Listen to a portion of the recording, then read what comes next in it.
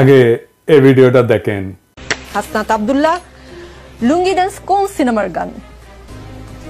এটা ইন্ডিয়ান একটা ভারতীয় ফিল্মের খুব সম্ভবত এটা গান, লুঙ্গি ডান্স। খুব সম্ভবত, আমি নিশ্চিত না, কারণ আমি গানটা শুনেছি কিন্তু কখনো দেখার সুযোগ হয়নি বা দেখিনি। গতকাল রাতে ধানমন্ডি 32 এর আশেপাশে শুনেননি? গতকাল এই বিষয়টি এসেছে, মানে শুনেছি। দেখুন, বঙ্গবন্ধু একটি মীমাংসিত সত্য এবং মীমাংসিত বিষয় আমি প্রশ্নটা ছিল শুনেছেন শুনেননি? হ্যাঁ, আমি শুনেছি, আমার হলেও শুনেছি এবং ঢাকা বিশ্ববিদ্যালয়ে আমি শুনেছি এবং সেটিকে ডিজোন করার কোনো সুযোগ নেই। আমার প্রশ্ন শুধু অতটুকুই ছিল, শুনেছেন অথবা শুনেননি? জি, আমি একটু বলছি। লুঙ্গি ডান্স হচ্ছে চেন্নাই এক্সপ্রেসের সিনেমার গান।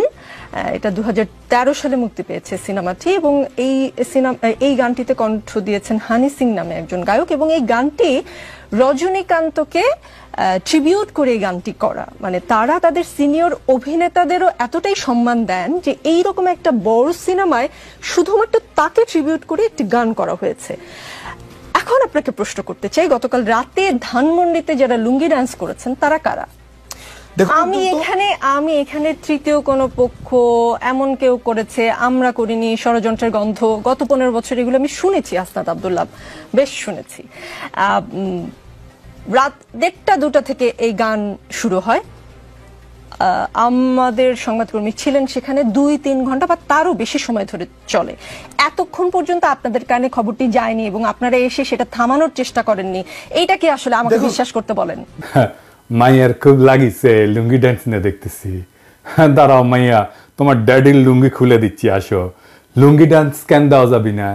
শেখ মুজিবকে খুব বেশি বুঝে গেছো না? হ্যাঁ, এই যে বুঝে রাখেন, বুঝছেন? এই যে আওয়ামী লীগ কলে ফিরে আসবে এই যে সংখ্যালঘুর ঘাট ধরে আর নারীর ঘাট ধরে, বুঝছাও? তো এইগুলারে আগে সাইজ করে রাখতে হবে।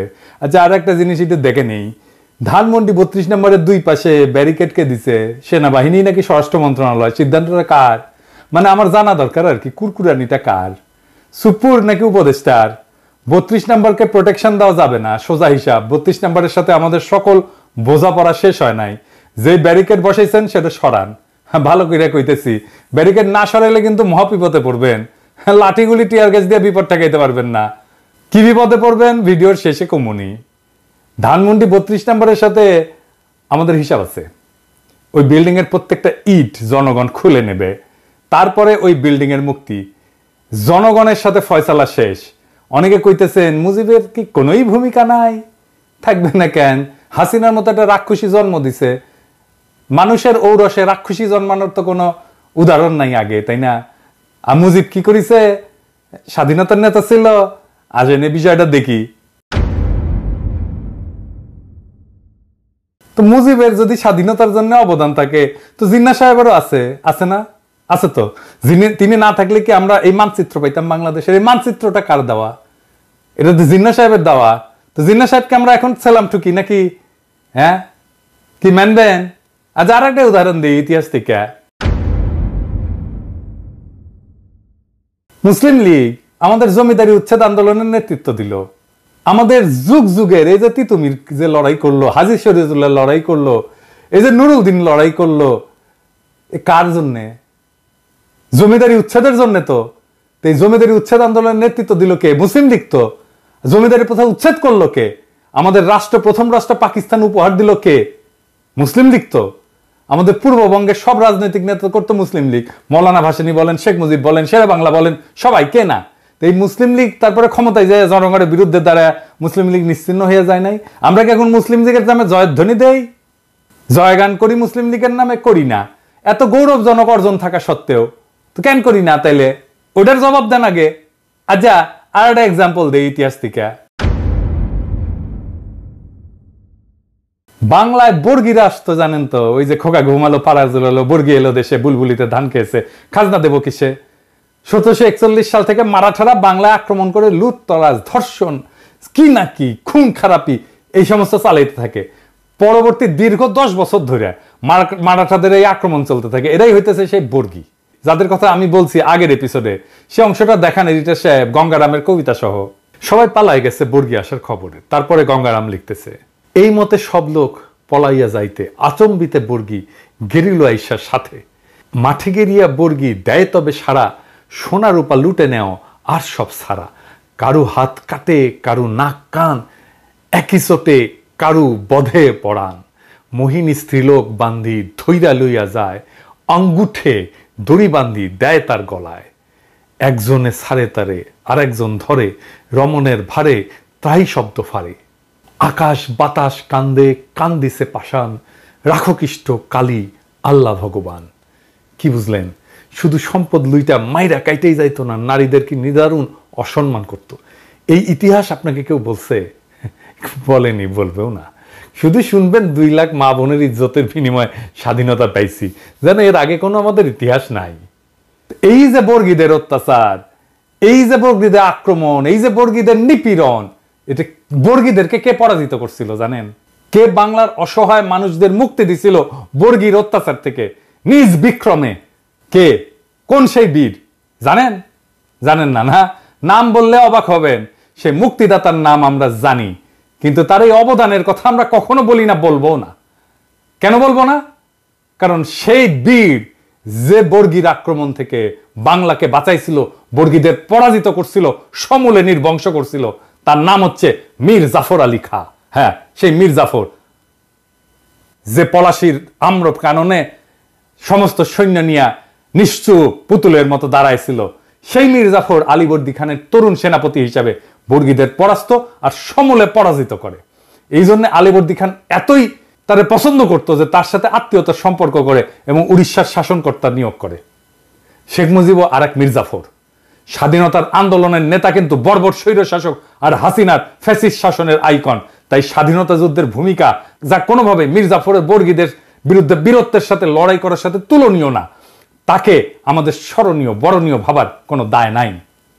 মীর জাফরের বিশ্বাসঘাতকতা তার মুক্তিদাতার ভূমিকাকে যেভাবে নিশ্চিহ্ন করে দিচ্ছে, ঠিক একইভাবে স্বাধীনতা যুদ্ধে মুজিবের ভূমিকাকে আমরা কোনোভাবেই সেলিব্রেট করতে পারি না। তার স্বৈর শাসন এবং তার ফ্যাসিবাদের আইকন হওয়া তার মুক্তিযুদ্ধের স্বাধীনতার ভূমিকাকে নিশ্চিহ্ন করে দিচ্ছে। যদি মুজিবকে সেলিব্রেট করতে হয়, তাহলে বর্গীদের বিরুদ্ধে মীর জাফরের বিরুদ্ধকে আগে সেলিব্রেট করতে হবে। তাই 32 নম্বরের প্রত্যেকটা ইট আমরা খুলে নেব, ওই বাড়ির ডিনামাইট মাইরা ধুলা মিশাই দেব। ওইটা ফ্যাসিবাদের আইকন। ওই ব্যারিকেড রাখছে না, ওই ব্যারিকেডের উপরে মুদবেন লাইন ধরে স্যাট স্যাট করে, আর প্লাস্টিকের প্যাকেটে করে কাঁচা গু নিয়ে যায় ওর মধ্যে ছুঁড়ে মারবেন। মানুষের গু হোক, কুকুরের গু হোক, বিড়ালের গু হোক, যাই হোক, ভিতরে ছুঁড়ে মারবেন। যতদিন ওই ব্যারিকেড রাখবে ততদিন ছুড়বেন, ততদিন মুদবেন ওইটার উপরে। কোনোভাবে ওই বাড়িকে টিকতে দিবেন না। মনে রাখবেন, ওই বাড়িতে যদি সংস্কার কাজে কেউ হাত দেয়, সেই এই ফ্যাসিবাদের পুনরুত্থানের জন্য কাজ করতেছে। সেনা পাহারা জয় রাখছেন, সরায় ফেলেন। জনগণের অসমাপ্ত কাজ সমাপ্ত করতে দেন। 15ই আগস্ট গণতন্ত্র মুক্তি দিবস, বাংলাদেশের মানুষ উৎসব করবে, আমরা উৎসব করব। তুই বলার কে রে? হ্যাঁ, লুঙ্গি ড্যান্স না কি করছে? 100 বার করবো লুঙ্গি ড্যান্স। মুজিব বন্দনা বাংলাদেশে করা যাবে না। এই যে যারা কয় যে করলে ইতিহাসের বিরুদ্ধে হবে, ওদের বলবেন মীর জাফর আলী খাঁকে তাইলে আমাদের আগে সম্মান দিতে হবে। ওইটা ইতিহাস না? বর্গীর আক্রমণ ইতিহাস না? খালি পাকিস্তানের শোষণই ইতিহাস? পাকিস্তানের শোষণ তো বর্গীর আক্রমণের তুলনায় কিছুই ছিল না। মুজিবের আগে মীর জাফরের হিস্সা আছে বাংলার ইতিহাসে, তাহলে ওইটা নিশ্চিত করেন। তো মাইয়া সাবধান হইয়া যাও। এরপরে যদি বাড়াবাড়ি করো না, আজকে কিছু কইলাম না, আজকে খালি ওয়ার্নিং দিয়ে গেলাম, এরপরে যদি কিছু করো না, তোমার কালে ধর্ম এমকে করে ধর্ম টের পাবা। এবার আসেন একজন শহীদের আলাপ করি। 20 জুলাই ঢাকার সাভার বাসস্ট্যান্ডে গুলিতে নিহত হয় ক্ষুদ্র ব্যবসায়ী কুরমান শেখ। কুরমান শেখ ছিল শারীরিক প্রতিবন্ধী। সে প্রতিবন্ধী ভাতাও পেত।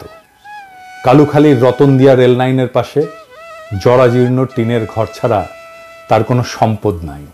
1.5 দশক ধরে ঢাকার সাভার বাসস্ট্যান্ডে একটা ছোট্ট ঘরে দৈনিক ভাড়া ভিত্তিতে মুরগির ব্যবসা করতেন। সাভার মাছবাজারের পেছনে ভাড়া বাসায় স্ত্রী শিল্পী খাতুন, ছেলে রমজান শেখ এবং মেয়ে মিতু আক্তারকে নিয়ে বাস করতেন তিনি। দরিদ্র ছিলেন, কিন্তু সুখের সংসার ছিল। ছেলে রমজান শেখ জগন্নাথ বিশ্ববিদ্যালয়ের লোক প্রশাসন বিভাগের 4র্থ বর্ষে, মেয়ে মিতু আক্তার ইউরোপিয়ান ইউনিভার্সিটিতে বিবিএ প্রথম বর্ষে পড়াশোনা করতেন। সংঘর্ষের দিন সাভার এলাকায় অনেকের দেখাদেখি কুরমান শেখ দোকান খুলেছিলেন।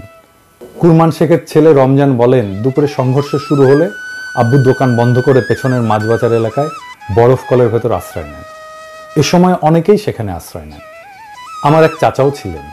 পুলিশ হঠাৎ বাজারে ঢুকে বরফ কলের কাছে এসে গুলি করতে শুরু করে।